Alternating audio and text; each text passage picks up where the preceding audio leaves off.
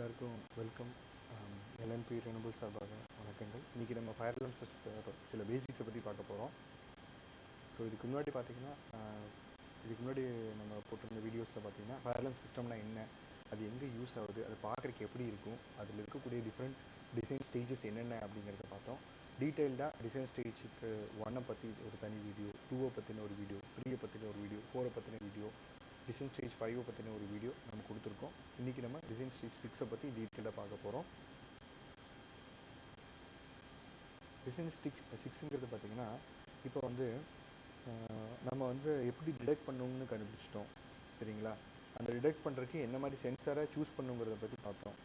அதே மாதிரி டிடெக்ட் பண்ணதுக்கப்புறமா அதை வந்து எவாக்குவேட் பண்ணுறதுக்கு, அலாரத்தை க்ரியேட் பண்ணுறதுக்கு நம்ம வந்து அலாரத்தை எப்படி சூஸ் பண்ணணும், அதே மாதிரி மேனுவல் கால் பாயிண்ட்ஸ் எப்படி லொக்கேட் பண்ணணும் அப்படிங்கிறத பற்றி பார்த்தோம். விஷுவல் அலாரத்தை எப்படி க்ரியேட் பண்ணணும், அதுக்கு எப்படி நம்ம சூஸ் பண்ணுங்கிறத பார்த்தோம்.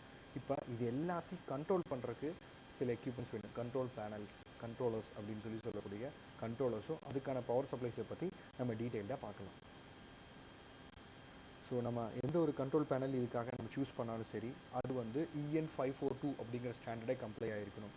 அதுவே பவர் சப்ளைஸை நம்ம சூஸ் பண்ணுறோம் அப்படின்னா அது EN544 அப்படிங்கிற ஸ்டாண்டர்டை கண்டிப்பாக அது கம்ப்ளை பண்ணி ஆகணும்.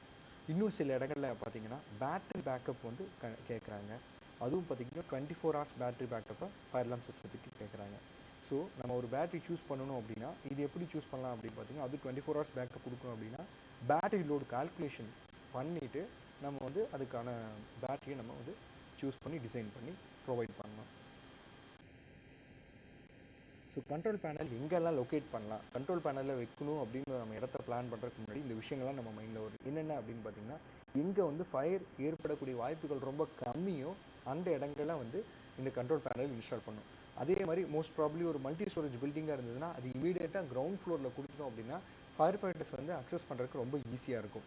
அதுவே வந்து மல்டி ஸ்டோரேஜ் பில்டிங்கு நிறைய பேர் இருக்கக்கூடிய இடங்கள் அப்படின்னு பார்த்தீங்கன்னா, அதாவது எல்லாராலும் இமீடியட்டாக அக்சஸ் பண்ணக்கூடிய சில இடங்கள், அந்த இடங்களில் வந்து இந்த கண்ட்ரோல் பேனலை நம்ம இன்ஸ்டால் பண்ணணும். அதே மாதிரி கண்ட்ரோல் பேனல் இருக்கக்கூடிய இடங்களில் நல்ல வெளிச்சம் இருக்கணும். அப்போ தான் வந்து அவங்களுக்கு விசிபிலிட்டி இருக்கும். எல்லா நேரத்திலும் நல்ல வெளிச்சம் இருக்கக்கூடிய இடங்களாக வந்து இருக்கணும். அதே மாதிரி எமர்ஜென்சி லேம்ப்ஸ் இருக்கக்கூடிய இடங்களாக இது கண்டிப்பாக இருக்கணும். அதே மாதிரி எந்த ஒரு ஃபயர் அக்கர் ஆனாலும் சரி, இங்கே காமிச்சிருக்க மாதிரி பாருங்கள், ஃபயர் அலாமும் ப்ளஸ் இந்த எல்இடியில் டிஸ்பிளேயில் இண்டிகேஷன்ஸ் வரணும். எந்த ஜோனில் ஃபயர் அக்கர் ஆச்சு, எந்த நெட் இப்போ எனேபிள் ஆகிருக்கு, ஸோ எந்த ஏரியாவில் ஃபயர் அக்கர் ஆகிருக்கு, எந்த ரூமில் அக்கர் ஆகிருக்குங்கிற எல்லா டீட்டெயிலுமே வந்து பார்த்திங்கன்னா இந்த இதில் வரணும். ப்ளஸ் நம்ம மிமிக் பேனல்ஸ்லையும் நம்ம இந்த டீட்டெயில்ஸை கொடுத்தாகணும். தேங்க்யூ.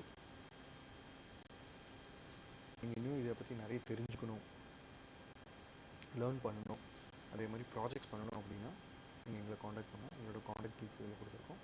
தேங்க்யூ.